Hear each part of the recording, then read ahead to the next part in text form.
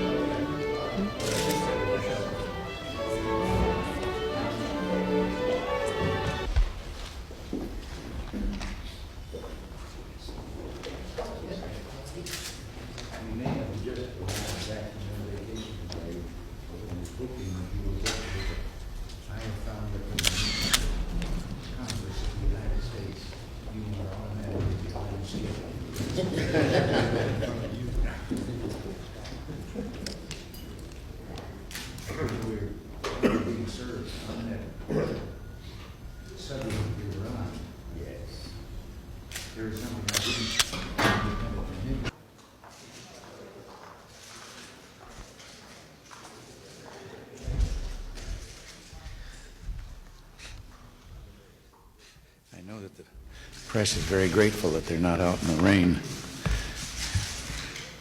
It's been a great pleasure to have had the opportunity today to meet with Prime Minister Robert Mugabe of the Republic of Zimbabwe.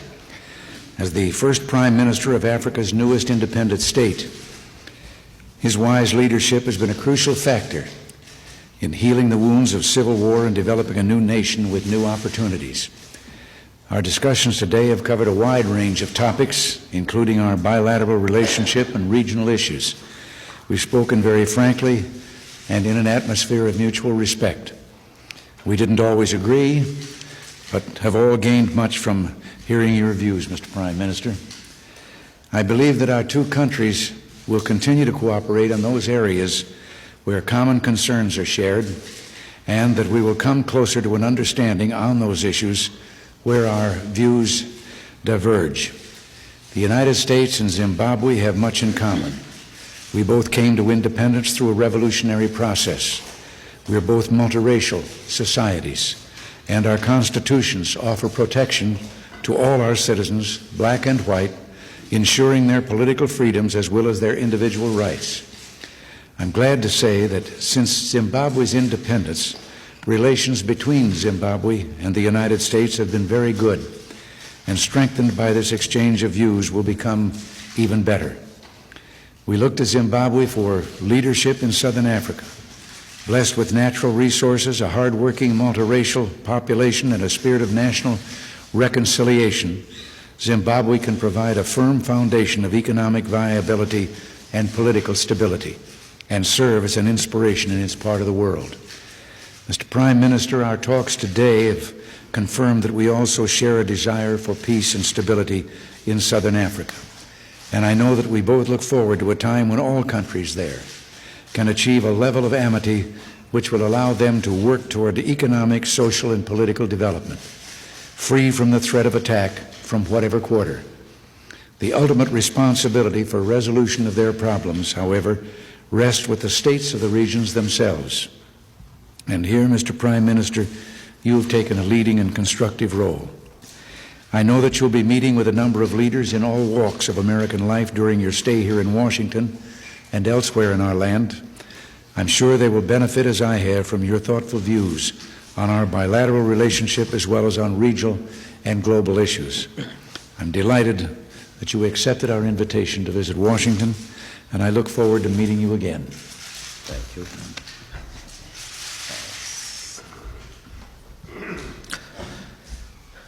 Mr. President, ladies and gentlemen,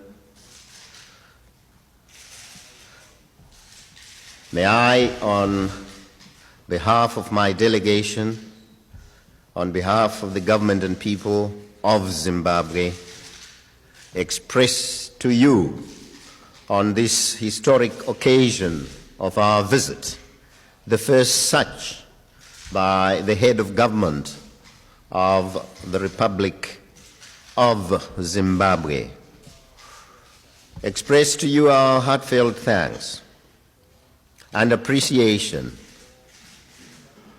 for that support which the United States has given us all along the way. And this support starts really from the time we were still struggling for our independence, as the United States offered itself as party to the negotiations that were underway to bring about a democratic order in Zimbabwe. We got pledges from your government, from your predecessors, that upon attainment of our independence, the United States would not be found wanting in extending to Zimbabwe that amount of aid the United States was capable of extending to it to enable the young state to attend to those problems created by the war, which the young country felt necessary, would feel necessary to attend to. And so here we are, a young state that yesterday was only a toddler, but today is able to do a little more than it was able to do yesterday. And this is because of the amount of assistance. I think the United States contributes the largest amount towards our whole program of reconstruction and development. And that input into our own efforts has enabled us to make to create the necessary base for our socio-economic transformation. We have enjoyed excellent relations with your country. There has never been an occasion when we have had to complain to the United States on issues of bilateral relations falling in the political or diplomatic sphere. Yes, as you admit, there have been areas of difference. We have differed on the modality of bringing about Namibia's independence, the linkage with the Cuban question. But generally we have looked at issues through the same glasses, one might say. And our posture regarding international situations of conflict has been identical. We all are opposed, we both are opposed to interference in the domestic affairs of a country by another. And I'm sure this identity of viewpoint makes for the greater friendship and solidarity that we find between our two countries and our two people. We have enjoyed every minute of our stay in your country. We continue our talks with leaders of your society. But I'm very happy that the discussions we've just had have dwelt on those issues which are of mutual interest to our two sides. As you have said, we have discussed bilateral relations, the question of economic aid to Zimbabwe, the question of our regional relations, and the fact that South Africa continues to destabilize our region. We have discussed Namibia, we have discussed the apartheid system in South Africa, and there is a greater measure of agreement.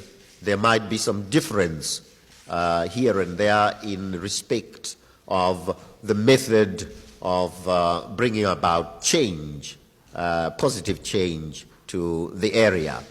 We are very happy indeed that this visit has taken place, and may I thank you and Vice President Bush, who visited us not long ago, for extending this invitation to me and enabling me, therefore, to come to this wonderful country with a wonderful people and a wonderful tradition, and express to them the gratitude of the people of Zimbabwe. We are a young country. We may make mistakes as we move forward, but we are prepared that where we err, we shall correct ourselves and get back to course. We don't intend to vitiate at all those principles which underline the constitutional order that we have created. We are determined that a non-racial society shall exist in Zimbabwe, and that racism, tribalism, regionalism, and whatever other isms, these are things of the past. What we would uphold as fundamental is that principle which binds us together and makes us one, regardless of our race, color, or creed. And these are matters on which the United States has long made a decision, matters of principle, which make for greater democracy and greater freedom in society. We are prepared that this shall also be our tradition. May I thank you for the kindness and hospitality which has been showered on me and my delegation since our arrival. We have come as friends. We go back as greater and closer friends still. Thank you.